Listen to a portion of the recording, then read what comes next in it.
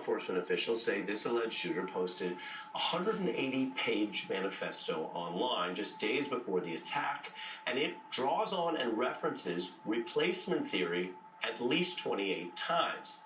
That is a racist conspiracy theory that basically in Western countries like the United States and some countries in Europe, some type of racial and religious group of external minorities from somewhere else in the world will, quote, replace the rightful white supremacist majority of those nations.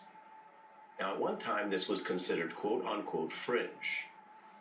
But again, when you hear what Mr. Crump asks about how we in America will deal with this, we're not talking about red and blue here. We're not talking about the size of the government. We're not talking about policy.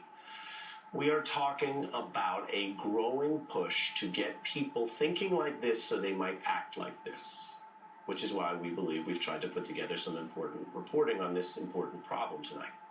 Because this is being amplified and pushed by some very influential people in America, and specifically on the right. For example, Fox News host Tucker Carlson. People count up this kind of stuff, so whether you watch him or not, the fact is that the people who do and who track this note that he has made a reference or variation to this type of hateful conspiracy theory, this replacement thing, over 400 times since 2016. There are some nights where it seems just like the core point of his show.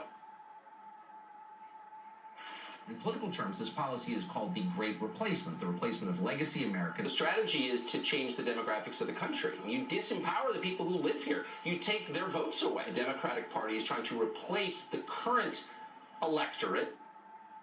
What Tucker does there has a little partisan spin. You heard that at the end. It talks about one party doing this. But make no mistake, in case someone is narrow-minded enough to only look at this through partisan lenses, as we've documented on this program before, where this came from, out of hateful corners of Europe, and where this is going is really not about parties. It is about trying to have a race war. Now, this alleged gunman screed invokes the race replacement theory. Now, I want to say, on our MSNBC coverage from across the weekend through tonight, there is a careful goal not to indiscriminately echo or disseminate every piece of this, every claim or lie inside this conspiracy theory.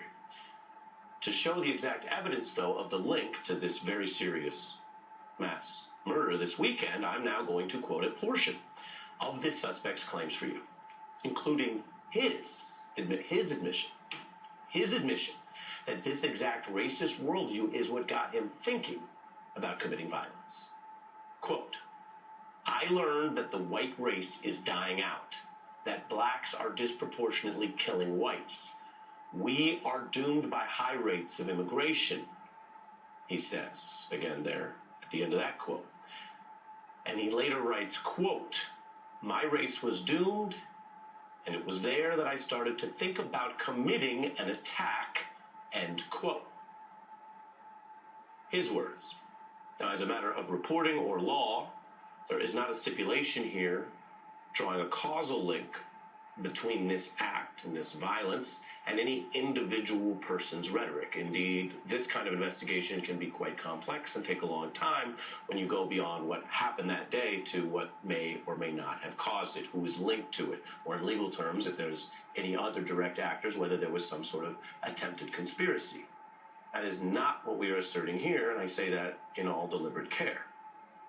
At the same time, we note there are ways that this very screed from this very alleged killer echo exactly what has been pushed out here across parts of the European and American right wing and across parts of Fox News and Tucker Carlson's show. How precisely is diversity our strength? Since you've made this our new national motto, please be specific as you explain it. Can you think, for example, of other institutions such as, marriage or military units, in which the less people have in common, the more cohesive they are? Do you get along better with your neighbors or your coworkers if you can't understand each other or share no common values? There is that overlap. As for Fox's position on this, they are not directly commenting. They did tell the Washington Post that there are examples they pointed to where Tucker Carlson has spoken out against violence. And because he has a platform, he may speak out on it, of course, this week. Now, this weekend, another person has drawn on this conspiracy theory and these words, this time committing a mass murder. But it's not the first time that these ideas, which many of which are constitutionally protected speech, you can say these things. So it's not the first time that they've moved towards actions that are not protected because they involve menacing or violence. In 2017, we saw the neo-Nazis directly quoting this same thing, replacement theory, as they marched in Charlottesville. Jews will not replace us! Jews will not replace us! But you also had people that were very fine people on both sides. Jews will not replace us! Jews will not replace us! Jews will not replace us! You will not replace us. Jews will not replace us. Part of the writings of this conspiracy theory have the idea that in America or these Western states, Jews will help foreign minorities, quote unquote, take over. And Europe doesn't have a great record on these issues if you look at the far right and the hate speech and what hate speech can lead to. Now, others have trafficked in this and meant it. There was Brenton Tarrant. In March of 2019, he attacked 2 mosques in Christchurch, New Zealand, killing 51 people, pushing white supremacy, posting about replacement theory. And what you see here is how that can drive interest. This is international Google data, which shows a spike in searches for replacement theory around that incident. Then in August 2019, you have a spike when another shooter, Patrick Crusoes, attacked that Walmart in El Paso. 23 people died there. He posted online complaining or warning of what he viewed a Hispanic invasion of Texas. Then you have April 2021. That's the biggest spike to date. That's Google data, and you see the person pushing at that time through media was Tucker Carlson. He talked about a demographic replacement on air.